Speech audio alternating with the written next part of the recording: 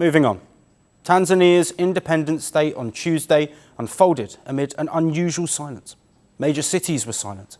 Streets were almost deserted, with no public celebrations. The reason? Tanzanian authorities cancelled all events ahead of planned anti-government protests. In Dar es Salaam, police trucks and officers on foot patrolled the streets. Roadblocks were set up near government buildings, including President Hassan's heavily guarded offices. And it was not just the capital. This was a common sight across all major cities. Markets were shuttered and public transportation came to a standstill. This with authorities fearing a repeat of October's election unrest. In an address to the nation, Tanzania's Prime Minister urged people to only leave their homes if necessary. The government encourages everyone who is not in essential services to spend the day resting at home. The government says funds allotted for Independence Day were redirected to repair the loss of property during that unrest.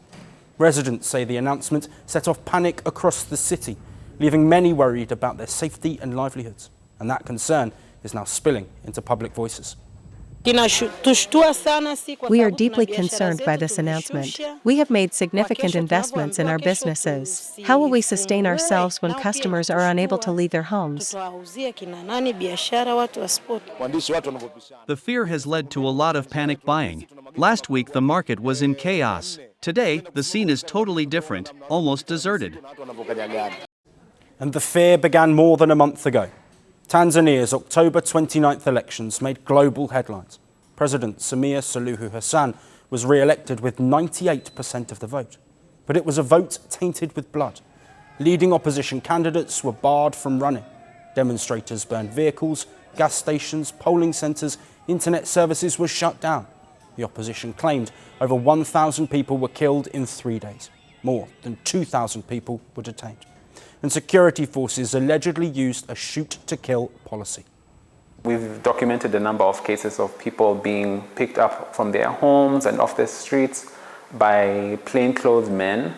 A number of those people were then reported by the police as having been arrested by them.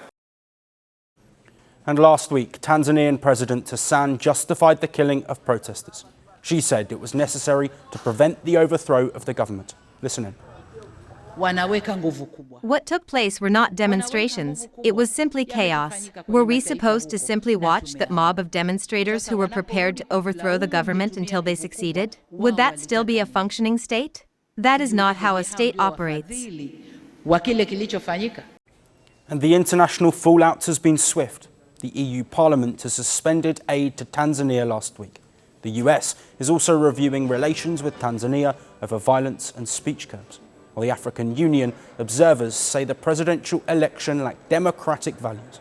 But inside Tanzania, President Hassan is pushing a different narrative. She posted a message on X addressing citizens. It had no mention of protests or of people who died during the October unrest. A nation's independence is meant to honour its freedom, but Tanzania now stands at a crossroads, with empty streets and the shadow of an election that saw the country's people killed. We'll keep tracking as this situation develops. I was born into revolution. I inherited power like a crown. What I delivered was isolation.